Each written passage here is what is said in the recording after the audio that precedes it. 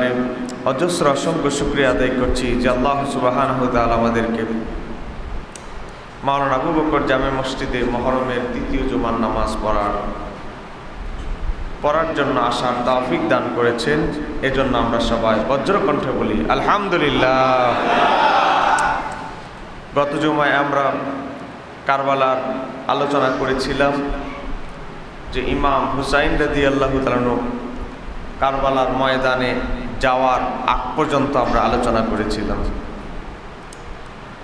আমি কারবালার উপরে যে কথাগুলো বলছি প্রত্যেকটা আমি নিজের চোখে পরে ইতিহাসের কিতাব থেকে বলছি, কোনো বাংলা বা কারো থেকে শুনে শ্রবণ করে একটা ওয়াকিয়া একটা বর্ণনাও আমি আপনাদের সামনে বলছিলাম।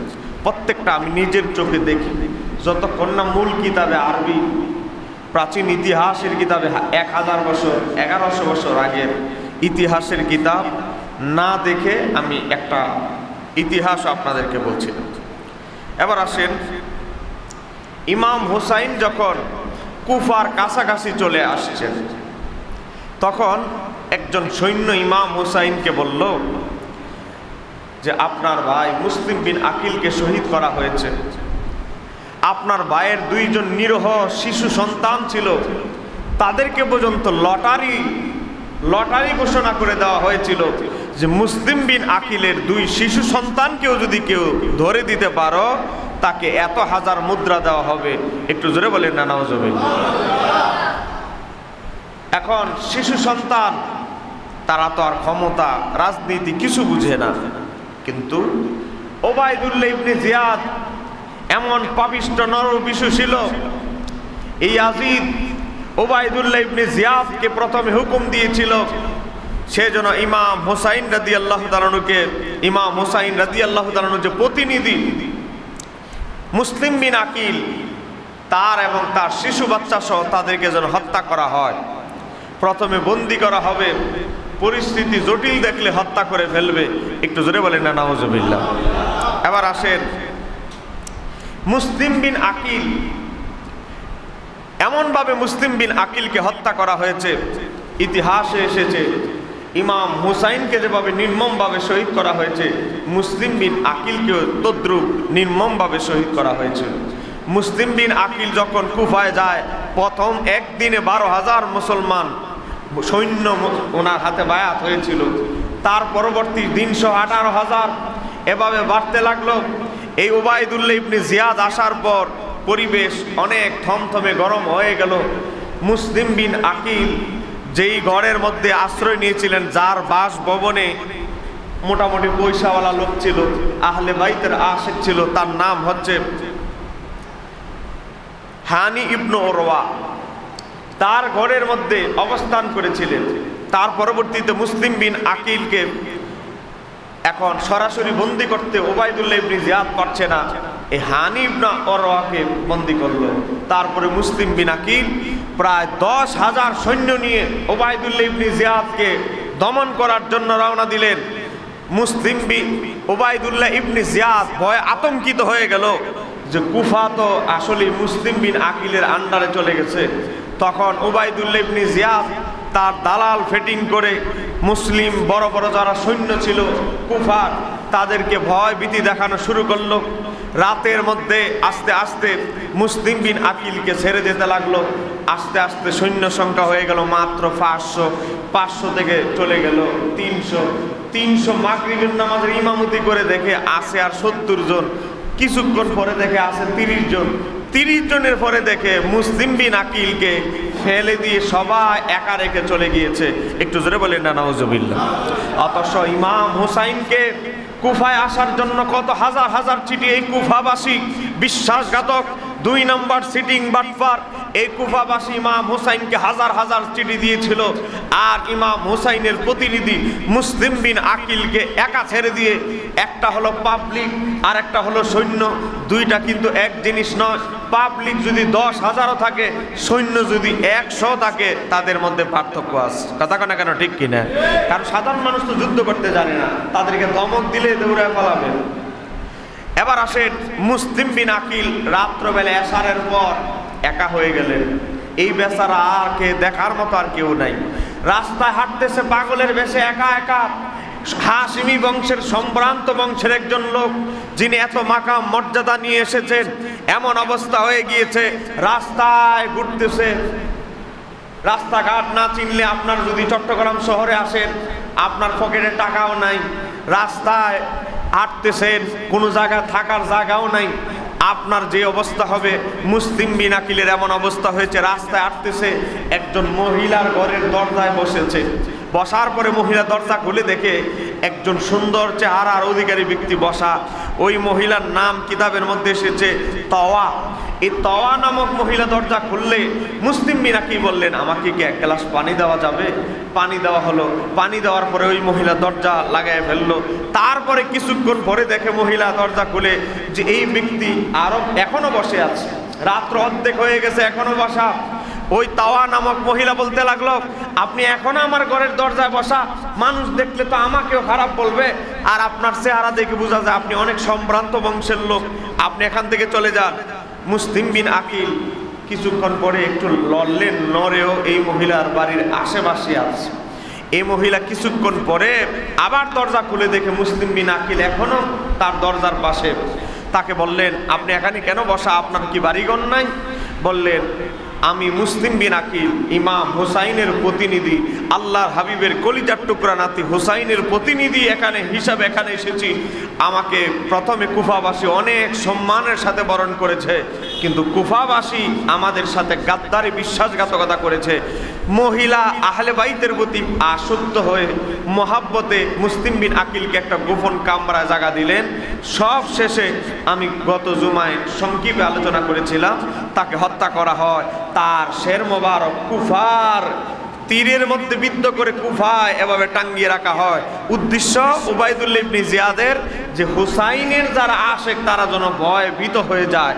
ইমাম হুসাইন রাদিয়াল্লাহু তাআলার কাছে যখন সবকিছু খবর পৌঁছলো, ইমাম হুসাইন তার পরিবার বলে, মক্কায় গেল আমাদের শহীদ হতে হবে, মদিনায় গেল শহীদ হতে হবে, তারপরেও পাপিষ্ঠ এজিদের মোকাবেলা করে জীবন উৎসর্গ করে আমরা আল্লাহর পথে হক পথে জীবন দিতে চাই। চিৎকার দিয়ে বলা যাবে কি সুবহানাল্লাহ। কারবালার ময়দানে, কারবালা একটা জায়গার নাম, কারবালা কারব মানে নিকটবর্তী, আর বালা মানে বালা মুসিবত বিপদ আর কি। কারব অর্থ হচ্ছে নিকটবর্তী, আর বালা মানে মুসিবত। যেই জায়গার মধ্যে সব সময় মুসিবত লেগে থাকে, ইমাম হুসাইনকে এই জায়গায় শহীদ করা হয়েছে। ইমাম হুসাইনের শহীদ হওয়ার চেয়ে বড় মুসিবত আর কিছু নেই। এজন্য এই জায়গার নাম যে কারবালা রাখা হয়েছে, এটা আবার রেখেছেন মাওলা আলী মুশকিল কুশা। একটু জোরে বলেন না সুবহানাল্লাহ। মাওলা আলী যখন একবার যুদ্ধ করতে গেলেন, বললেন এই জায়গার নাম কি? এই জায়গার নাম হলো কার্ব। তখন মাওলা আলী বলে, এটার নাম তো কার্ব নয়, এই জায়গা তো আমি দেখতে পাচ্ছি কারবালা, মুসিবতের জায়গা, আমার পরিবারের একদল লোককে এই জায়গায় শহীদ করা হবে। চিৎকার দিয়ে বলেন না সুবহানাল্লাহ। ইমাম হুসাইন রাদিয়াল্লাহু তাআলা কারবালার জমিনে যেতে দেরি, ঘেরাও করতে দেরি নাই। ঘেরাও করা হলো, পানি শূন্য, পানি বন্দি করা হলো। প্রথম দিন পানি পেলেন, পরবর্তীতে পানি বন্দি করা হলো। ইমাম হুসাইন রাদিয়াল্লাহু তাআলার কথা শুনে কিছু বিক্ষিপ্ত অল্প কিছু সৈন্য এসেছিলেন। তার মধ্যে একজন সৈন্যের নাম হচ্ছে আব্দুল ওহাব। আব্দুল ওহাবের মা আব্দুল ওহাবকে বলেছিল, আব্দুল ওহাব, ইমাম হুসাইনকে কারবালার ময়দানে ইমাম হুসাইনকে বন্দি করা হয়েছে। ও আমার সন্তান, তুমি ইমাম হুসাইনের দলে যুক্ত হও, হাসরের ময়দানে আমি বলতে পারবো, আল্লাহ আমার সন্তান হুসাইনের পক্ষে শহীদ হয়েছে। বিয়ে করেছে মাত্র 9 দিন। একটু জোরে বলেন, কয়দিন? 9 দিন। 9 দিন হয় বিবাহ করেছে, এখন হাতের মেহেদি শুকায় নাই। এই আব্দুল ওহাব তার স্ত্রীর কাছে বিদায় নিতে গেলেন।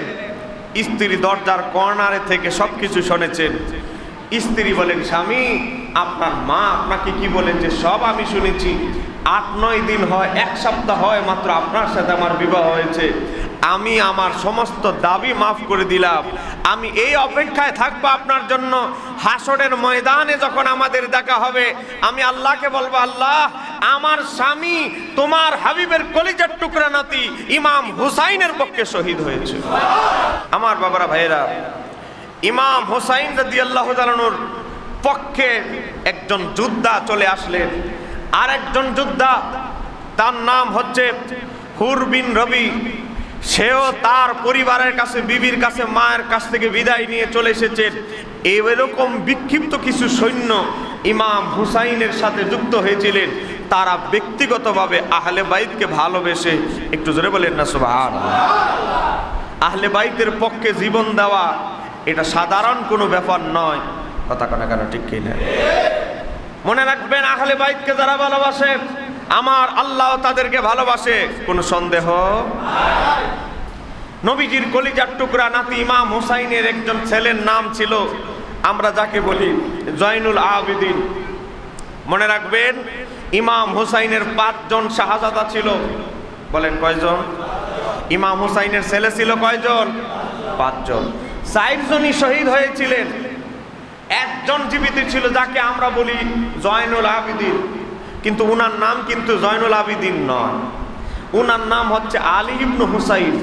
কিন্তু আমরা ওনাকে জয়নুল আবেদিন নামে চিনি। তো কেন? আবেদিন হচ্ছে যারা ইবাদত পরায়ণ, বেশি বেশি যারা ইবাদত পরায়ণ তাদেরকে বলা হয় আবেদ। বলেন তাদের কি কি বলা হয়? আবেদ। যারা দুনিয়ার প্রতি ভালোবাসা কম, আল্লাহর ধ্যানে পড়ে আছে, তাদেরকে বলা হয় জাহেদ। এটার অর্থ হচ্ছে দুনিয়া বিমুখ।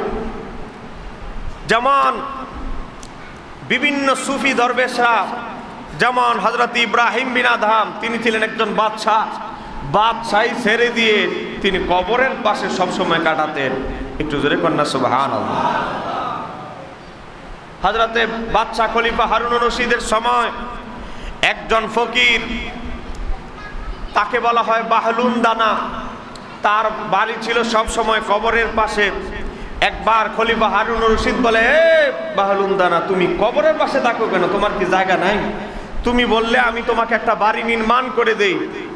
বলো আমার কাছে তোমার কিছু চাহিদা আছে কিনা? হযরতে বাহলুন দালা রহমতুল্লাহ আলাইহি খলিফা হারুনুর রশিদকে বলতে লাগলেন, আমি তোমার কাছে 3টা জিনিস চাইবো, 3টার মধ্যে একটাও যদি তুমি দিতে পারো তাহলে আমি তোমার কাছে চাইবো। কি চাও? বলো আপনি বলেন, আমাকে কি আপনি কবরের আযাব থেকে মুক্তি দিতে পারবেন? বলে এই ক্ষমতা আমার নাই। আপনি কি আমাকে জাহান্নাম থেকে মুক্তি দিতে পারবেন? বলে এই ক্ষমতা আমার নাই। আপনি কি আমাকে আজরাইল থেকে মুক্তি দিতে পারবেন? বলে এই ক্ষমতা আমার নাই। তো আপনি কিসের সুলতান হয়েছেন? আসল সুলতান তো হচ্ছে আমার আল্লাহ। একটু জোরে বলেন না সুবহানাল্লাহ। তো বাহলুন যারা জাহেদ, তাদের একটা বৈশিষ্ট্য হচ্ছে দুনিয়ার সাথে, সম্পদের সাথে, এই দুনিয়ার চাকচিক্যর সাথে তাদের সম্পর্ক নাই। আর আবেদ যারা এত বেশি ইবাদত পালন করেন, এত বেশি কাঁদেন, তাদেরকে বলা হয় আবেদ। তো জয়নুল আবেদিনকে বলা হয় জয়নুল আবেদিন, যিনি সমস্ত আদবদের, আবেদদের, ইবাদত পরায়ণকারীদের উজ্জ্বল নক্ষত্র, প্রদীপ। তাকে উপাধি দেওয়া হয় কখন? এই জয়নুল আবেদিন উপাধি কিন্তু কারবালার সময় নয়, এটা আরো ওনার পরে পেয়েছে। ইমাম জয়নুল আবেদিন প্রতি রাতে 1000 রাকাত নামাজ আদায় করতেন। আরো জোরে বলেন, কয় হাজার রাকাত? আপনি ঘড়ির কাঁটা দিয়ে মিলাইতে পারবেন না, ঘড়ির কাঁটা দিয়ে এটা মিলানো যাবে না। কারণ আমার আল্লাহ তার স্পেশাল কিছু বান্দাদেরকে এমন কিছু ইবাদত করার সুযোগ দেন, আল্লাহ তাদের জন্য সময়টাকে সংক্ষিপ্ত, ছোট করে দেন। একটু জোরে বলেন না সুবহানাল্লাহ। আপনি ঘড়ির কাঁটা দিয়ে একজন হাফেজে কোরআন এক পারা কোরআন তেলাওয়াত করতে তার 22 মিনিট সময় লাগে। দ্রুত গতিতে পড়তে গেলে আমাদের ইমাম সাহেব মুয়াজ্জিন হাফেজ জিজ্ঞাসা করবেন। কিন্তু ইমাম আবু হানিফা এমন এক সত্তা ছিলেন, তিনি যখন কাবা ঘরের সামনে নামাজে দাঁড়াতেন, 1 রাকাত নামাজে গোটা কোরআন খতম করে ফেলতেন। এত দ্রুত কিভাবে কোরআন খতম করতেন? তার কারণ বিভিন্ন ওলি আবদালদের জীবনীতে দেখেন, যেমন ইমাম জয়নুল আবেদিন, ইমাম হুসাইনের শাহজাদা রাতের এক মুহূর্তে কিভাবে 1000 রাকাত নামাজ আদায় করতেন। আরে বাবা, 1000 রাকাত নামাজ যদি আপনি ক্যালকুলেটরে ধরেন, বহু সময়ের ব্যাপার, এখানে কেরাত আছে, রুকু আছে, সেজদা আছে, অনেক কিছু আছে, তাহলে কিভাবে আদায় করেছেন? কারণ আমার আল্লাহ তাদের জন্য সময়টাকে ছোট করে দিয়েছেন, সময় কেমন ভাবে লম্বা করে দিয়েছেন তারা নিজেরাই বুঝতেন না। একটু জোরে কন্যা সুবহানাল্লাহ। ইমাম জয়নুল আবিদিনকে উপাধি দেওয়া হয় জয়নুল আবিদিন কেন? কারণ উনি এত বেশি কাঁপতেন, বৃষ্টি পড়লে, যে আজকে বৃষ্টি পড়ছে, ছোটখাটো বৃষ্টি পড়লে টিনের ঘরের ছাদ থেকে যেভাবে পানি পড়ে বেয়ে বেয়ে যায়, ইমাম জয়নুল আবিদিন কারবালার ঘটনা স্মরণ হলে আল্লাহর ভয়ে এমন ভাবে কাঁদতেন, রাস্তার ছোটখাটো ড্রেন দিয়ে যেভাবে পানি যায়, ওনার চোখ থেকে পানি বেয়ে এভাবে অজস্র, এভাবে এত পানি ঝরতো, বৃষ্টির পানি যেভাবে বের হয় তার চোখ থেকে এভাবে পানি বের হতো। একটু জোরে বলেন না সুবহানাল্লাহ। আমার বাবারা ভাইয়েরা, তো উনার নাম হচ্ছে আলী, কিন্তু আমরা জানি জয়নুল আবিদিন। ইমাম হুসাইনের 3 জন ছেলের নাম ছিল আলী। একজনের নাম হচ্ছে আলী আকবর, একজনের নাম রেখেছে আলী আসগর, আরেকজনের নাম রেখেছে শুধু আলী। এখন সবার নাম 3 জনের নাম যদি শুধু আলী রাখে তাহলে তো গন্ডগোল। এজন্য ইমাম হুসাইন বলে তিনি তার বাবাকে এত বেশি ভালোবাসতেন, দাদার নামে নাতিদের নামকরণ করেছে। একজনের নাম দিয়েছে আলী আকবর, একজনের নাম দিয়েছে আলী আসগর, একজনের নাম দিয়েছে শুধু আলী। তার আকবর আসগর নাই, শুধু আলী। শুধু যার নাম রাখা হয়েছে আলী, তিনি হচ্ছেন ইমাম জয়নুল আবিদিন। জোরে বলেন না সুবহানাল্লাহ।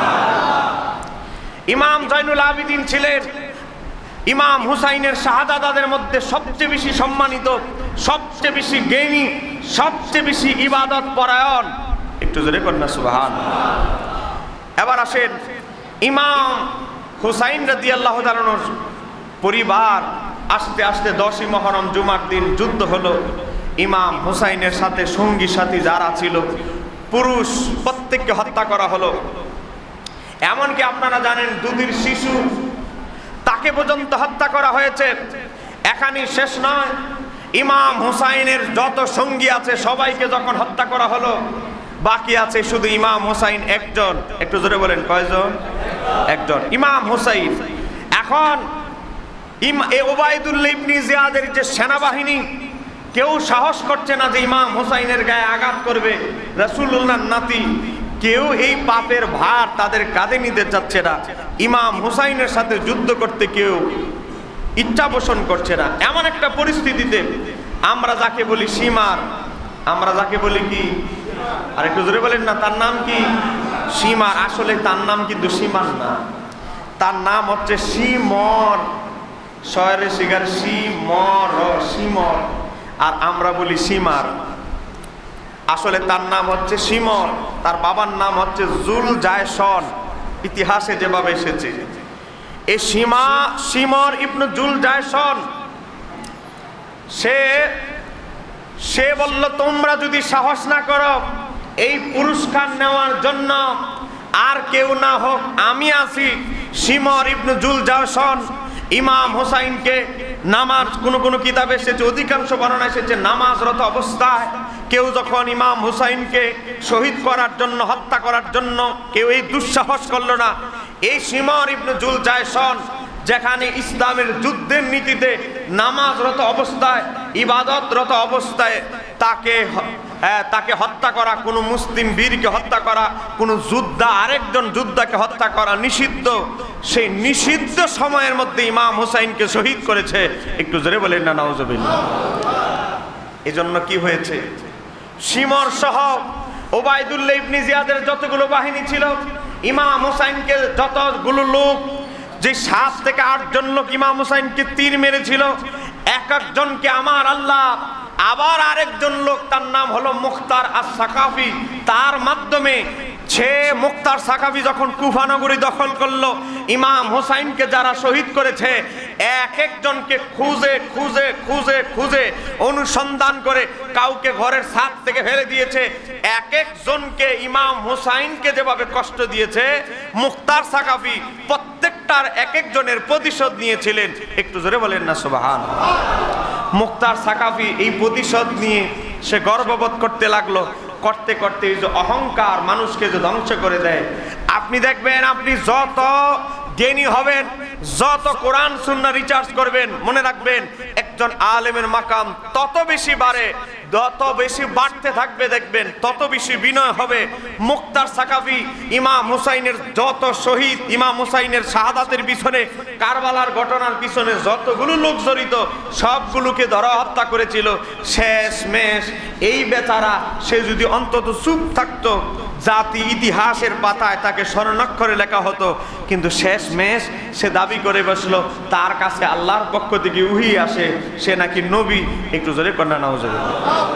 তাহলে কারবালার ঘটনার পর ইমাম হুসাইনের শাহাদাতের সব প্রতিশোধ নেওয়ার পর আল্লাহ তাকে পথভ্রষ্ট করে দিয়েছেন, এই বেচারা পথভ্রষ্ট হয়ে গিয়েছে। এবার আসেন ইমাম হুসাইন রাদিয়াল্লাহু তাআলা শাহাদাতের পর, আমি এখানে অনেক শাহাদাতের অনেক ঘটনা আমি কেটে দিচ্ছি জুমার বয়ানের কারণে। ইমাম হুসাইনের শের মোবারক এই উবাইদুল্লাহ ইবনে জিয়াদের রাষ্ট্রীয় ভবনে নেওয়া হলো। রাষ্ট্রীয় ভবনে যখন নেওয়া হলো, ইমাম হুসাইনের শের মোবারকের সাথে বেয়াদবি করতে লাগলো উবাইদুল্লাহ ইবনে জিয়াদ। মনে রাখবেন, আমি গত জুমায় বলেছি ইমাম হুসাইনের শাহাদাতের পিছনে এজিদ দায়ী। কোনো সন্দেহ আছে? আরেকটু জোরে বলেন, কোনো সন্দেহ আছে? মনে রাখবেন, আমাদের কিছু বাতিলপন্থী ভাইরা তারা মানুষদেরকে বোঝানোর চেষ্টা করে উবাইদুল্লাহ ইবনে জিয়াদ হচ্ছে আসল দায়ী, ইমাম হুসাইন আসলে ইমাম হুসাইনের শাহাদাতের ব্যাপারে এজিদ কিছু জানতোই না, কারণ এজিদ ছিল সিরিয়ায়, ঘটনা হয়েছে ইরাকে। দুই দেশে অনেক পার্থক্য, ডিফারেন্স। দেখেন, আমার হাতে একটা কিতাব রয়েছে, এই বইটার নাম হচ্ছে আল বিদায়া ওয়ান নিহায়া। এটা আমরা লিখি নাই, এটা আজ থেকে প্রায় 750-800 বছর আগের লেখা ইতিহাস। এটা বাংলা অনুবাদ করেছে ইসলামিক ফাউন্ডেশন, বাংলাদেশ সরকার, গভর্নমেন্ট। দেখেন, এই আল বিদায়া ওয়ান নিহায়া কিতাবের 404 নম্বর পৃষ্ঠার মধ্যে এসেছে উবাইদুল্লাহ ইবনে জিয়াদের কাছে এজিদ চিঠি পাঠিয়েছে। আপনারা জানেন এজিদের ক্ষমতার 3 বছর প্লাস ক্ষমতায় 3টা বড় মারাত্মক কাজ করেছে। জোরে বলেন কয়টা? আরেকটু জোরে বলতে হবে, কয়টা? 3টা বড় অপরাধ এজিদ তার জীবনে করেছে। 1 নাম্বার, ক্ষমতার প্রথম বছর 60 হিজরির শেষের দিকে ক্ষমতা পেয়েছে। 61 হিজরিতে গিয়ে ইমাম হুসাইনকে সে শহীদ করলো। 62 হিজরিতে গিয়ে মদিনা শরীফ আক্রমণ করেছে তার বাহিনী। 63 হিজরিতে গিয়ে কাবা ঘরে আক্রমণ করেছে। কাবা ঘরের গিলাফে পর্যন্ত তার বাহিনী আগুন ধরিয়ে দিয়েছে। কাবা ঘরের দেয়ালের মধ্যে পাথর ধসে পড়েছে। একটু জোরে কন্যা নাউজুবিল্লাহ। এখন ক্ষমতার 3য় বছর, শেষ বছর 63 হিজরিতে মক্কার মানুষ এজিদকে খলিফা মানে না, বলে এজিদের মতো মদখোর লম্পটের হাতে আমরা কখনো বায়াত হব। এখন উবাইদুল্লাহ ইবনে জিয়াদের কাছে এজিদ চিঠি পাঠালো, উবাইদুল্লাহ ইবনে জিয়াদ, তুমি আমার বড় শত্রু হুসাইনকে ধ্বংস করে দিয়েছো পৃথিবী থেকে, আমাকে আরেকটা কাজ করে দিতে হবে। ভাই, তুমি আমার আরেকটা বিপদ থেকে উদ্ধার করো। কয়, বিপদটা হলো মক্কার মানুষ আমি এজিদের হাতে বায়াত হচ্ছে না, তুমি মক্কা অবরোধ করো, তুমি মক্কাবাসীকে হুমকি দাও, আমি এজিদের হাতে বায়াত না হলে তাদের নিরাপত্তা নাই। এখন এই চিঠি পাঠালো সিরিয়া থেকে কুফায় উবাইদুল্লাহ ইবনে জিয়াদের কাছে। উবাইদুল্লাহ ইবনে জিয়াদ চিঠির উত্তরে কি দিয়েছে ইতিহাসের কিতাবে এটা লেখা হয়েছে। 404 নম্বর পৃষ্ঠায় ইমাম ইবনে কাসির উল্লেখ করছেন, ইতিপূর্বে ইয়াজিদ উবাইদুল্লাহ ইবনে জিয়াদকে পত্র লিখেছিলেন সে যেন আব্দুল্লাহ ইবনে জুবায়েরকে মক্কায় অবরোধ করার জন্য সেখানে গমন করে, কিন্তু উবাইদুল্লাহ ইবনে জিয়াদ তার আদেশকে অমান্য করে, মানে কার আদেশ? এজিদের আদেশ অমান্য করে এবং বলে আল্লাহর শপথ। উবাইদুল্লাহ ইবনে জিয়াদ বলে, আল্লাহর শপথ, আল্লাহর কসম ইয়াজিদ, আমি এজিদের ন্যায় এরূপ ফাসিক লোকের জন্য দুটি মারাত্মক কাজ একত্রিত করতে পারবো না। এজিদের নামের আগে বলতেছে ফাসিক ইয়াজিদ। ফাসিক কাকে বলা হয়? যে সব সময় হারাম কাজে লিপ্ত থাকে। ফাসিক কাকে বলা হয়? যে আল্লাহর দেওয়া ফরজ বিধান লঙ্ঘন করে, তাকে বলা হয় ফাসিক। উবাইদুল্লাহ ইবনে জিয়াদ বলতেছে, ইয়াজিদ, আমি উবাইদুল্লাহ ইবনে জিয়াদ তোমার মতো ফাসিক এজিদের কথা শুনে আমার জীবনের 2টা বড় মারাত্মক পাপের কাজ আমি একত্রিত করতে পারবো না। কয় কি? একটা হচ্ছে রাসূলুল্লাহ সাল্লাল্লাহু আলাইহি সাল্লামের কন্যার পুত্র কন্যার পুত্রকে হত্যা করা, তুমি আমাকে দিয়ে নবীর নাতি হুসাইনকে হত্যা করিয়েছো, আবার আমাকে দিয়া কাবা করে আক্রমণ করবা, এক পাপের বোঝাই আমি বহন করতে পারছি না, আবার আমাকে দিয়া আবার কাবা করে সম্মানিত ঘর কাবা করে আক্রমণ করবে, এটা আমার দ্বারা সম্ভব নয়, আমাকে চাকরিচ্যুত করো, আমাকে গভর্নরের পদ থেকে বাদ দেওয়ার রাখো, আমি কাবা করে আক্রমণ করতে পারবো না। তাহলে ইমাম ইবনু কাসিরের আল বেদায়া ওয়ান নেহায়া 4 নম্বর খণ্ডের 404 নম্বর পৃষ্ঠা থেকে আমরা 8 নম্বর খণ্ডের 404 পৃষ্ঠা থেকে ইতিহাস থেকে স্পষ্ট বুঝলাম, আমাদের যেই সুশীল সমাজের ভাইয়েরা এজিদকে যারা বাঁচাইতে চায়, তারা যারা এই কথা বলে যে আসল অপরাধী হচ্ছে উবাইদুল্লাহ ইবনে জিয়াদ, এজিদ কিছু জানতো না, আমরা উবাইদুল্লাহ ইবনে জিয়াদের মূল আসামির বক্তব্য প্রমাণ করলাম, বক্তব্য উপস্থাপন করে প্রমাণ করলাম আসল অপরাধী হচ্ছে ইয়াজিদ। জোরে বলেন আসল অপরাধীকে, আরো জোরে বলেন আসল অপরাধীকে। ইয়াজিদই হুকুম দিয়েছিল উবাইদুল্লাহ ইবনে জিয়াদকে ইমাম হুসাইনকে শহীদ করার জন্য, আর উবাইদুল্লাহ ইবনে জিয়াদ হল হুকুমের গোলাম। তা এখন যে মার্ডারের হুকুমদাতা, অর্ডার দাতা, সে হলো আসল অপরাধী। কথা কন না কেন, ঠিক কি? আরো যারা বলেন ঠিক কিনা? সে হলো আসল অপরাধী। বারাটিয়া খুনি দিয়ে ইমাম হুসাইনকে হত্যা করেছে এই ইয়াজিদ। এজন্য আমরা বলি ইমাম হুসাইনের শাহাদাতের মূল নায়ক ইয়াজিদ। কোন সন্দেহ? যারা বলেন কোন সন্দেহ? একেবারে উবাইদুল্লাহ ইবনে জিয়াদ নিজে গোমর ফাঁস করে দিয়েছে। এবার আসেন, ইমাম হুসাইন রাদিয়াল্লাহু তাআলা কারবালার ময়দানে 3টা প্রস্তাব কিন্তু দিয়েছিলেন। তিনি কখনো যুদ্ধ বিগ্রহ চান নাই। ইমাম হুসাইন বলেছিল, আমাকে তোমরা সীমান্ত এলাকায় যাবার সুযোগ দাও, আমি আরব দেশ বাদ দিয়ে নতুন একটা দেশে আমার শান্তিতে পরিবার নিয়ে আমি জীবন যাপন করব, তোমার এজিদ বাবার কোনো শহরে আমি থাকবো না, সেজন্য আমার নিয়ে টেনশনও না করতে পারে। 1 নাম্বার। 2 নাম্বার প্রস্তাব দিয়েছিল, আমাকে হয়তো মদিনায় ফেরত যাওয়ার সুযোগ দাও, তাও দেওয়া হয়ে নাই। এবার তৃতীয়ত প্রস্তাব দিয়েছিল যে আমাকে এজিদের মুখামুখি হতে দাও, আমি এজিদের সাথে কথা বলবো, যেটা বলার, যেটা কথা বলার, যেই কথা বলার দরকার আমি সেটাই বলবো, এজিদের কাছে আমাকে পাঠিয়ে দাও। তারপরে একটা প্রস্তাবও ইমাম হুসাইনের রাখা হয় নাই, নির্মমভাবে এজিদের বাহিনী শহীদ করেছে।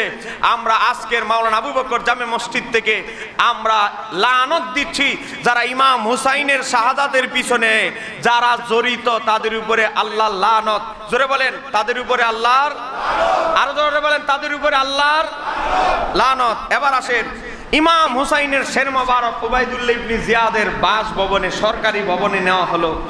ইমাম হুসাইনের দাঁত মোবারক ছিল এত উজ্জ্বল, দাঁত মোবারকে আঘাত করা হচ্ছে একটা ছুরি, এতটুকু ছুরি দিয়ে ফল কাটে, যেভাবে ফল কাটার জন্য যে ছুরিগুলো থাকে ছোট, ফলের টেবিলে দস্তরখানা ইমাম হুসাইনের শের মোবারক।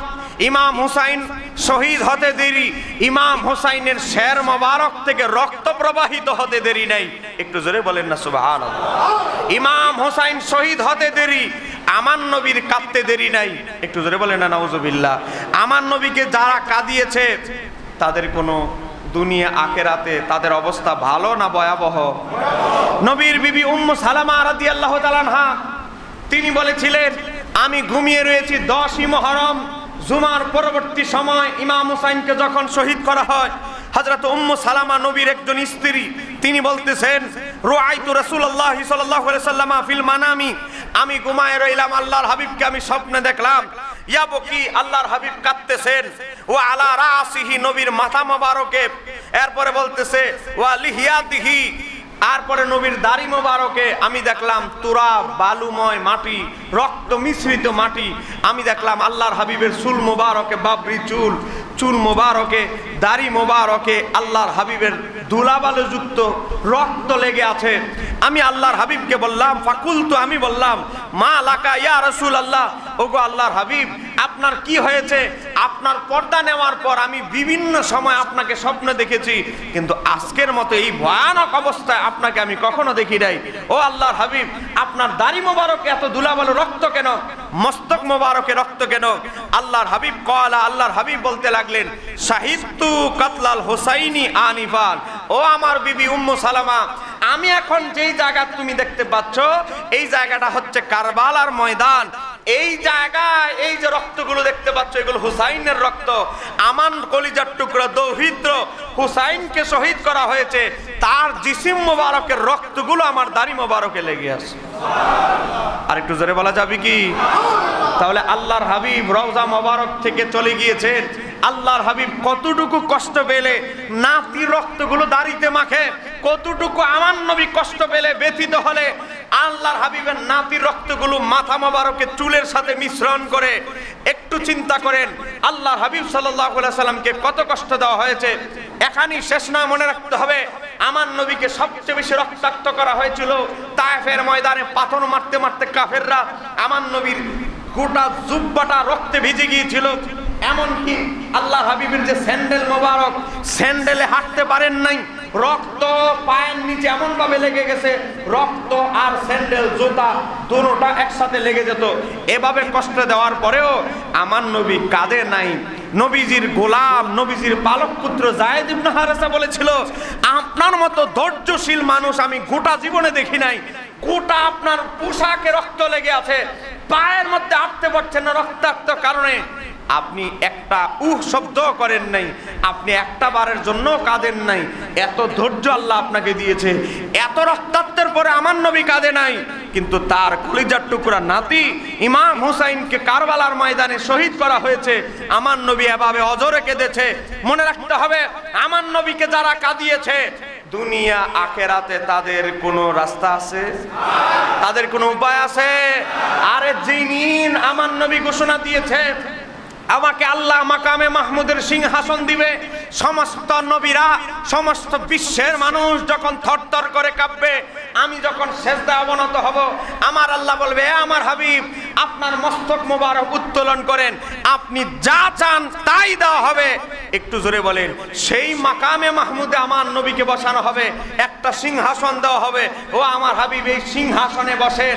সিংহাসনে বসানোর পরে আমার আল্লাহ বলবেন, এ বিশ্বের আম্বিয়া কেরাম, এক কোটি কোটি বিলিয়ন বিলিয়ন মানুষেরা দেখো আমি আল্লাহ আমার বন্ধুকে কতটুকু ভালোবাসি।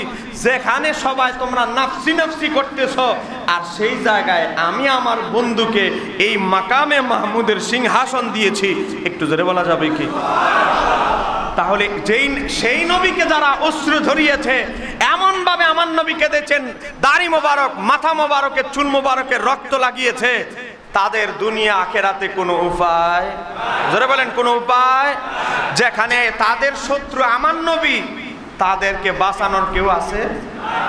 এবার আসেন, এই হাদিসটি তিরমিজি শরীফে এসেছে। আমি এখন যেটা উম্মু সালামার বললাম, তিরমিজি শরীফের হাদিস নাম্বার 3771।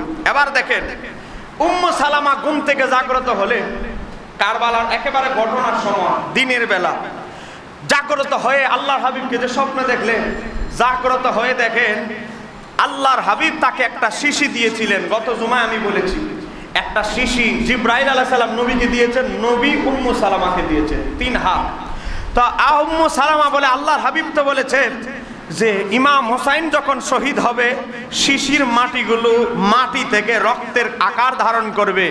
উম্মু সালামা শিশিটা ধরে দেখে আমার নবী যে বহু আগে বলেছে শিশির মাটি রক্তের আকার ধারণ করবে, উম্মু সালামা মাটির শিশি নিয়ে দেখে এগুলো আর মাটি নাই, সবগুলো রক্তের আকার ধারণ করেছে।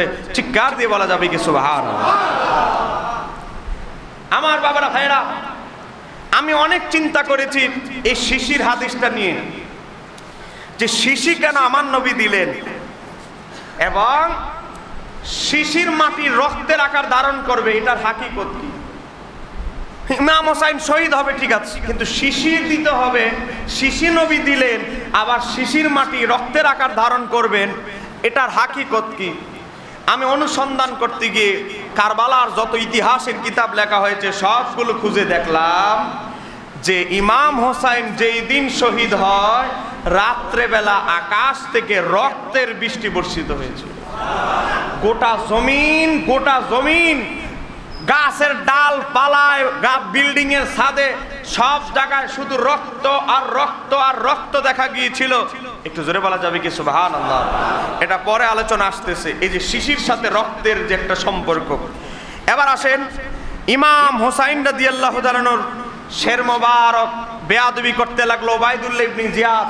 তখন একজন নবীর সাহাবী উপস্থিত ছিল, তার নাম যায়েদ ইবনে আরকাম। যায়েদ ইবনে আরকাম বলতে লাগলো, হ্যাঁ উবাইদুল্লাহ ইবনে জিয়াদ পাপিষ্ঠ, এমনি তো তোর পাপের বোঝা অনেক ভারী হয়ে গেছে।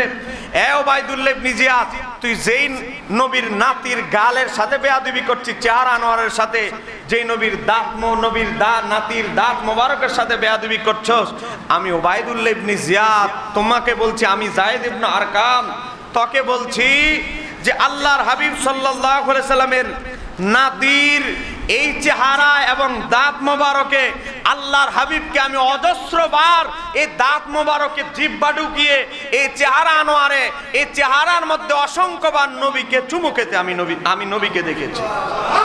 আর একটু জোরে বলেন না। যেই গাল মোবারকের সাথে বেয়াদবি করছি, যে গালের সাথে, এই গালের ত্বকে আমার নবী কত অজস্রবার চুমু খেয়েছে। এখানেই শেষ নয়, আমার নবী খুতবা দিচ্ছেন, জুমার খুতবা। আমার নবী জুমার খুতবা দিচ্ছে, নবীর নাতি চলে এসেছেন, জুব্বাটা একটু মানুষ ছোট করে বলছে, কাপড় মানুষের চেয়ে বড় একটু বেশি, জুব্বাটা হয়ে গেছে বেশি। জুব্বায় ফাড়া দিতে গিয়ে, হাঁটতে গিয়ে জুব্বায় ফাড়া দিয়ে উল্টায় নবীর নাতি পড়ে গেলেন।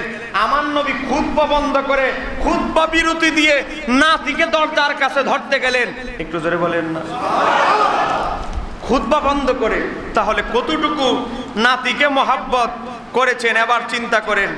এবার আসেন ইমাম হুসাইন রাদিয়াল্লাহু তাআলা আনহু শের মোবারক সিরিয়ায় এজিদের কাছে পাঠানোর আগে 3 দিন, জোরে বলেন কয় দিন? 3 দিন কুফার অলিতে গলিতে ইমাম হুসাইনের শের মোবারক ঘুরাতে লাগলো।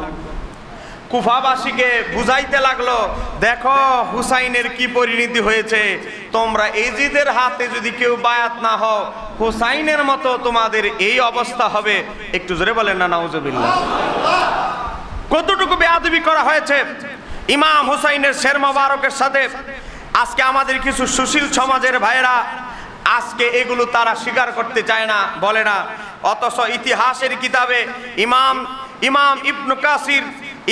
ইবনু কাসির রহমাতুল্লাহ আলাই, ইমাম ইবনু কাসির তার আল বেদা ওয়ান নেহা কিতাবের 8 নম্বর খণ্ড 356 পৃষ্ঠায় সনদ সহকারে উল্লেখ করেছে, ইমাম হুসাইনের শের মোবারক কুফার অলিতে গলিতে নিয়ে বেয়াদবি করা হয়েছে। এবার আসেন, তখন একজন ব্যক্তি উবাইদুল্লাহ ইবনে জিয়াদের এজিদের এই দুঃশাসনের বিরুদ্ধে যখন কথা বলল, ওই লোকটার নাম হচ্ছে আবু বুরদা। এই আবু বুরদা যখন বলল, এ উবাইদুল্লাহ ইবনে জিয়াদ, ইমাম হুসাইনকে শহীদ করেছিস তুই এবং তোর যে মাথা মানে এজিদ, 2 জনের উপরে আল্লাহর লানত, আর কত লানত নিতে চাস? হুসাইনকে তো শহীদ করলি, আবার তার শের মোবারকের সাথে বেয়াদবি করতেছিস। তাকে শহীদ করার পরেও কি তোদের কলিজা ঠান্ডা হচ্ছে না? এই কথা যখন বলল, এই আবু বুরদাকে সঙ্গে সঙ্গে মসজিদ, এটা একটা পবিত্র জায়গা, জোরে বলেন মসজিদ কি পবিত্র জায়গা কিনা? মসজিদ কি পবিত্র জায়গা না অপবিত্র জায়গা? পবিত্র জায়গা। আমার নবীকে জিজ্ঞাসা করা হলো, পৃথিবীর সবচেয়ে উত্তম জায়গা কোনটা? আমার নবী বললেন মসজিদ। পৃথিবীর সবচেয়ে নিকৃষ্ট জায়গা কোনটা? ওইটা হলো বাজার।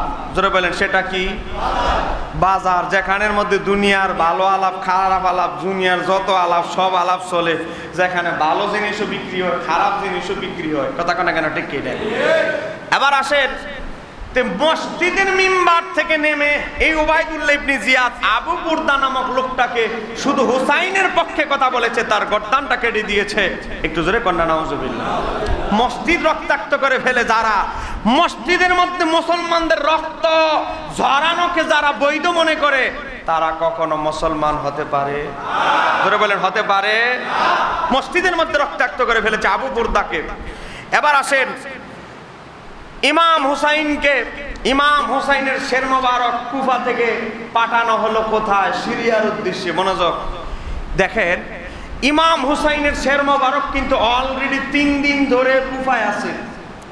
কিন্তু আপনি যদি সাধারণ 8-10টা মানুষ মারা যেত, একদিনের পরের দিনই শরীর থেকে দুর্গন্ধ বের হতো। কিন্তু ইমাম হুসাইনকে 3 দিন রাখা হলো। প্রত্যেক দিন প্রত্যেক দিনের চাইতে পরবর্তী দিনে আরো উনার শের মোবারক থেকে শুধু খুশবু আর খুশবু আরো বের হতে লাগলো। খুশবু আর গতকালকে যতটুকু খুশবু বের হয়েছে তার পরবর্তী দিনে আরো বেশি খুশবু বের হতে লাগলো। তাহলে ইমাম হুসাইন আর অন্যান্য 8-10টা শহীদের মধ্যে পার্থক্য আছে না নাই? খুশবু শুধু আরো খুশবুর মেডিসিন আরো বেশি বার হতে লাগলো। ইমাম হুসাইনের শের মোবারক সিরিয়ার রাস্তায় দেওয়া হলো। সিরিয়ার রাস্তায় কারবালার দিনের ঘটনা, কারবালার রাতের ঘটনা। রাত্র সন্ধ্যা যখন হয়ে গেল, ইমাম সুফিয়ান সাউরি রহমতুল্লাহ আলাইহির দাদি বর্ণনা করছে, ইমাম আবু হানিফার যুগের একজন ইমাম, তার নাম হচ্ছে ইমাম সুফিয়ান সাউরি রহমতুল্লাহ আলাইহি। ইমাম সুফিয়ান সাউরি বলতেছে, আমার দাদি আমাকে বলতেছে, হাদ্দাসানি জাদ্দাতি, আমার দাদি আমাকে বলতেছে, আমার দাদি বলে ইমাম হুসাইনকে যেই তারিখ মানে 10ই মুহররম শহীদ করা হয়, আমার দাদি একটা বিবাহের দাওয়াতে গিয়েছে। আমাদেরকে অনেক সময় বিবাহের দাওয়াতে আমরা যাইতে হয় কি হয় না? তো ওই যুগে বিবাহগুলো রাত্রেবেলা হতো। চট্টগ্রামে অনেক বিবাহ অনুষ্ঠান রাত্রেবেলা হয়। তো রাত্রেবেলা আমার দাদি এক বিবাহের ভোজের অনুষ্ঠানে গিয়েছে। তো যাওয়ার পর আমার দাদি খবর পেল যেই বাবুর্চি পাক করে, তাকে বাবুর্চি বলে, বাবুর্চি পাক করেছে বিবাহের ভোজের, এটা কুফায়, যেখানে ইমাম হুসাইনকে পার্শ্ববর্তী এলাকায় শহীদ করা হয়েছে। আমার দাদি শুনলো বাবুর্চি যে একটু আগে পাক করলো, সে পাত্র উল্টিয়ে দেখে সব খাবার থেকে সব খাবার পরিণত হয়েছে ছাইয়ে। একটু জোরে কন্যা সুবহানাল্লাহ। এই যে আমরা লাকড়ি দিয়ে পাক করার পরে ছাই থাকে, সব খাবার ছাইয়ে পরিণত হয়েছে। এখন বাবুর্চি দিয়েছে মাথায় হাত, বাবুর্চি বলে একটু আগে আমি ফাঁক করলাম, সব দেখলাম খাবার, এখন খাবার পরিবর্তন হয়ে গেল ছাই। এটা কি কেউ খাবার চুরি করে কি কেউ ছাই ঢুকিয়ে দিয়ে গেল, তার মাথা হয়ে গেল গরম। পার্শ্ববর্তী এলাকায় আরেকটা বিবাহের অনুষ্ঠান, সেখান থেকে খবর আসলো তাদের খাবারও ছাই পরিণত হয়েছে। গোটা কুফায় আরো বিভিন্ন এলাকা থেকে খবর আসতে লাগলো তাদের খাবারও ছাইয়ে পরিণত হয়েছে। খবর আসলো যে কুফা নগরীতে কারবালা নামক জায়গায় নবীজির কলিজার টুকরা নাতি হুসাইনকে শহীদ করা হয়েছে। এজন্য গোটা পৃথিবীতে ওই দিন যত বিবাহের আনন্দের অনুষ্ঠান ছিল, সব আনন্দের অনুষ্ঠানের খাবারকে আমার আল্লাহ ইমাম হুসাইনের সুখে সব খাবারকে আমার আল্লাহ ছাইয়ে পরিণত করে দিয়েছে। তাহলে ইমাম হুসাইনের শাহাদাত আর অন্য 8-10টা মানুষের শাহাদাত কখনো এক হতে পারে? কারণ তো হুসাইন কি, হুসাইনের মধ্যে কি কোয়ালিটি? 1 নাম্বার, ইমাম হুসাইন আর হাসান হচ্ছে জান্নাতের কোটি কোটি যুবকদের সর্দার। আর একটু জোরে বলেন না। আমি এই হাদিসটা নিয়ে দীর্ঘদিন গবেষণা করলাম। আপনারা জানেন আমি পেশাগত একজন লেখক, আমি বক্তা কখনো পরিচয় দেই না, যদিও আলহামদুলিল্লাহ মাহফিলের সিজনে আমার একদিনও খালি থাকে না, কিন্তু আমি বক্তা পরিচয় দেওয়াটাকে গর্ববোধ করি না, খতিব এই পরিচয় দেওয়াকে গর্ববোধ করি না। আমি পড়াশোনা করি, গবেষণা করি, এটা অনেক বড় ব্যাপার। গবেষণা দাড়ি ফেকে গেলেও করা যায়, কথা কোনা কেন ঠিক কিনা? এটার কোনো বয়স নেই। তা এখন আমি 2020 সালে MA পাস, মাস্টার্স পাস করেছি, অনার্স মাস্টার্স পাস করেছি, কিন্তু গবেষক হওয়ার কারণে সব সময় আগেও যেরকম পড়তাম এখনো তদ্রুপ পড়ার সুযোগ হয়। কারণ লিখতে গেলে পড়তে হবে, কথা বলেন, লিখতে গেলে। আমি এই হাদিসটা নিয়ে গবেষণা করলাম যে ইমাম হুসাইন জান্নাতের যুবকদের সর্দার। তো এখন যুবকদের যে সর্দার, এটা কি শুধু আমাদের উম্মতে মুহাম্মাদি যারা আমরা মুসলমান, তো শুধু তাদের যুবকদের সর্দার, নাকি অন্যান্য নবীর যারা উম্মত তাদেরও যুবকদের সর্দার? এটা নিয়ে আমি গবেষণা করতে লাগলাম। কারণ ধারণা অনুসারে তার কথা বলা যায় না, ইসলাম অনুমতি দেয় নাই। আমি খুঁজতে লাগলাম যে ইমাম হুসাইন কি শুধু উম্মতে মুহাম্মাদির যুবকদের সর্দার, না অন্যান্য নবীদেরও উম্মত যারা যুবক হবে যুবকদের সর্দার? এটা গবেষণা করতে গিয়ে বের করলাম একটা হাদিস যে মাওলা আলী যিনি ইমাম হুসাইনের বাবা, তিনি নিজে তার 2 পুত্রের ব্যাপারে এই ব্যাপারে সমাধান বর্ণনা করে গেছেন। একটু জোরে বলেন না। হযরত আলী রাদিয়াল্লাহু তাআলা বলতেছে, দেখেন, আন আলীন, হযরত আলী বলতেছে রাদিয়াল্লাহু তাআলা, ক্বালা রাসূলুল্লাহ সাল্লাল্লাহু আলাইহি সাল্লাম, আমার নবী একবার বলতেছে লি ফাতেমাতা, তার মেয়ে ফাতেমাকে লক্ষ্য করে বলতেছে, আমার মেয়ে ফাতেমা শোনো, ওয়াল্লাহি আল্লাহর কসম, মা মিন নাবিয়্যিন ইল্লা ওয়ালাদা আনবিয়া গায়রি, আমার নবী বলতেছে, ও আমার মেয়ে ফাতেমা, আমি সারা পৃথিবীতে 1,24,000 সব নবীদেরই সন্তান পৃথিবীতে জীবিত অবস্থায় রেখে গিয়েছে, আমি নবীর কোনো সন্তান আমি জীবিত রেখে যাচ্ছি না। আল্লাহ আমাকে যে 3 সন্তান দিয়েছে তারা আমার জীবদ্দশায় ওফাত বরণ করেছে। এ ফাতেমা শোনো, আমি ছাড়া সমস্ত নবী, ঈসা আলাইহিস সালাম বিবাহ ছাড়া আসমানে চলে গিয়েছে। ঈসা আলাইহিস সালাম যখন কিয়ামতের আগে আসবে, ঈসা আলাইহিস সালাম বিবাহ করবে, ওনার সন্তানাদি হবে। তো এবার আসেন, তা আমার নবী বলতেছে, আমি নবী ছাড়া সব নবীর সন্তান পৃথিবীতে রাখা অবস্থায় তারা মারা যাবে, আর আমি রেখে যাচ্ছি তোমার 2 আওলাদকে। একটু জোরে বলেন, যারা আমার বংশের তালিকায়, পৃথিবীতে কোনো মেয়ে দিয়ে বাবার বংশ জাহির হয় না, যেই লোক বিবাহ করেছে ওই লোকের পরিচয় বহন করবে। আপনার মেয়েকে আপনি বিবাহ দিয়ে ফেলেছেন, আপনার পরিচয়ে আপনার বংশে আর তারা জন্মগ্রহণ করবে না, তো করবে কার বংশে? আপনার মেয়ের বংশের পরিচয়ে তারা চলবে। শুধু ইল্লা, একমাত্র আমার নবীর ক্ষেত্রে ব্যতিক্রম, আমার নবীর নাতিরা, আমার নবীর বংশ সৃষ্টি হয়েছে তার মেয়েদের মাধ্যমে। একটু জোরে বলেন, শুধু আমার নবীর ক্ষেত্রে ব্যতিক্রম। এরপরে বলতেছে, এ ফাতেমা, তুমি কি এতে সন্তুষ্ট নও? ওয়া ইন্না ইবনাইকি, তোমার যে 2 সন্তান সাইয়্যেদা, নেতা হবে, শাবাবি আহলে জান্নাতি, গোটা জান্নাতে যত মানুষ হবে সমস্ত মানুষের যুবকদের সর্দার হবে তোমার 2 সন্তান। একটু জোরে বলেন। এরপরে এখানে আমার নবী একটা কথা বলেছেন, তাবরানী শরীফে হাদিস বলতেছে, ইল্লা ইবনাইল খালাতি ইয়াহিয়া ওয়া ঈসা, ইয়াহিয়া এবং হযরত ঈসা আলাইহিস সালাম 2 জন ছাড়া। জোরে বলেন, কয়জন? 2 জনেই যুবক অবস্থায় শহীদ হবে। একজন ইয়াহিয়া আলাইহিস সালাম যুবক অবস্থায় শহীদ হয়েছেন, ইন্তেকাল করেছেন, এবং ঈসা আলাইহিস সালামও বৃদ্ধ হওয়ার আগে মারা যাবেন। তো তারাও যুবক অবস্থায়, একজন ইয়াহিয়া আলাইহিস সালাম যুবক অবস্থায় মারা গিয়েছেন, আরেকজন যুবক অবস্থায় দাজ্জালকে হত্যা করে ঈসা আলাইহিস সালাম মারা যাবেন। তো বলতেছে 2 জন যুবক ছাড়া, একজন ইয়াহিয়া আর আরেকজন হচ্ছে ঈসা, এই 2 জন ছাড়া গোটা জান্নাতের 1,24,000 নবী সহ আমার উম্মত সহ প্রত্যেক যুবকের সর্দার হবে তোমার 2 সন্তান। আর একটু জোরে বলেন না। ঈসা আলাইহিস সালাম, ইয়াহিয়া আলাইহিস সালাম ছাড়া গোটা সমস্ত জান্নাতীদের সর্দার হবে ইমাম হাসান হোসাইন। ইমাম তাবরানী তার আল মুজামিল কবিরের 2603 নম্বর হাদিস, ইমাম হাইসামি মাজমাউ জাওয়াইদের 9 নম্বর খন্ড 182 পৃষ্ঠায় বলছে, ও রিজালুহু, হাদিসের সমস্ত রাবী হচ্ছে সিকাতুন, বিশ্বস্ত। তাহলে বোঝা গেল ইমাম হুসাইন এমন হুসাইন যিনি শাহাদাতের কারণে গোটা পৃথিবীতে যত বিবাহের খাবারের অনুষ্ঠান হয়েছিল সব খাবারের অনুষ্ঠানকে আমার আল্লাহ ছায়ে পরিণত করে দিয়েছিলেন। জোরে বলা যাবে কি সুবহানাল্লাহ। এবার আসেন ইমাম হুসাইন রাস্তায়, জোরে বলেন, ইমাম হুসাইন রাস্তায় আছে, সিরিয়া যাচ্ছে, হুসাইনের শের মোবারক রাস্তায়। এখন ইমাম জুহুরি রহমতুল্লাহ আলাইহি, ইমাম আবু নাঈম ইসমানী তার দালাইলুন নবুওয়াতের মধ্যে লেখে, লাম্মা কুতিলা হুসাইন, যখন ইমাম হুসাইনকে শহীদ করা হলো, তারপরে কি হলো? মাতারাতিস সামাউদ দাম্মান, তখন আসমান থেকে দম মানে রক্ত। জোরে বলেন, দম মানে কি? রক্ত। আপনারা বুঝবেন। তো ইমাম জুহরি বলতেছে, মাতারাতিস সামাউদ দাম্মান, তখন ইমাম হুসাইন যেই দিন শহীদ হয় ওই রাতে আসমান থেকে রক্তের বৃষ্টি বর্ষিত হয়। তা আমার বাবা, তিনি সিরিয়ার সরকারি কর্মকর্তা ছিল, আমার বাবা ফজরের সময় নামাজ পড়ে সকালবেলা যখন হলো ছাদের মধ্যে বিল্ডিং এর গেলেন, তো গিয়ে দেখে গোটা ছাদ রক্তে ভরে আছে। আমার বাবা ভয়ে আতঙ্কিত হয়ে গেল।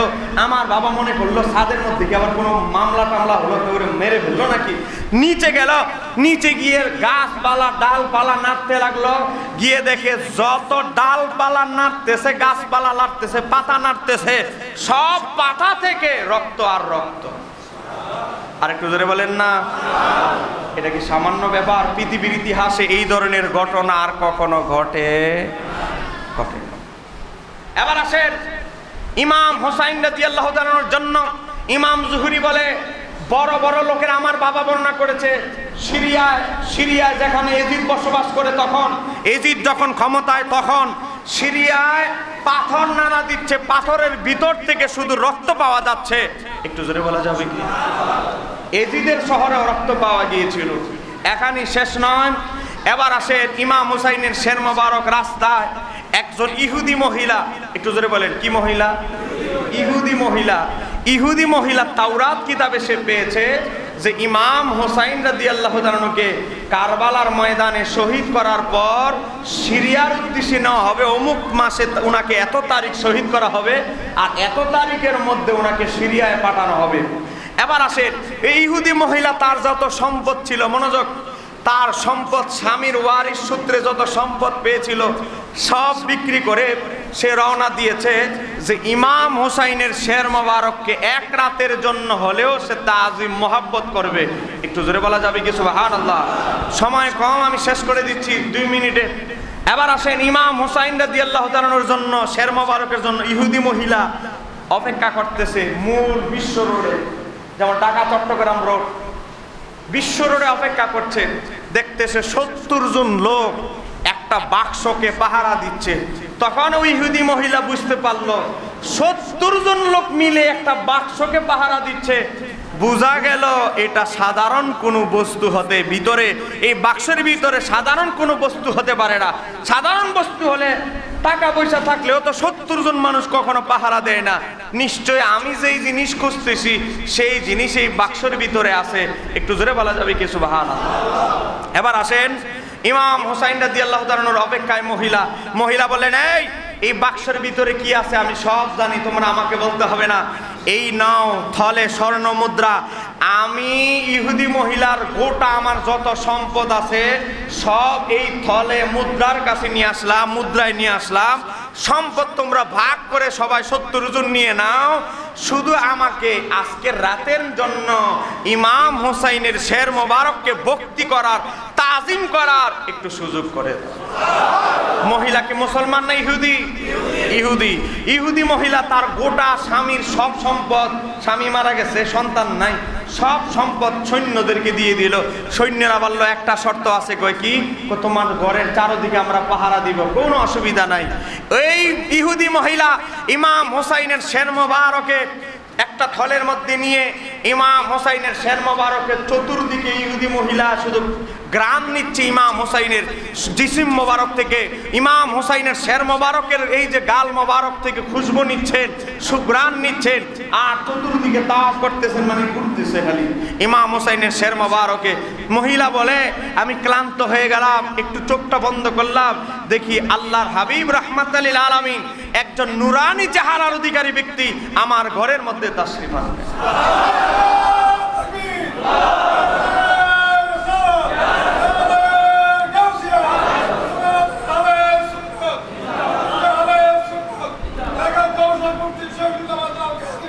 দেখেন,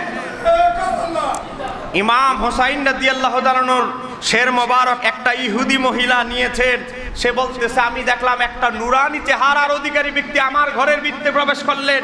জানালা দিয়ে এমন অবস্থা হলো গোটা আমার ঘরটা নূরের আলোতে আলোকিত হয়ে গেল।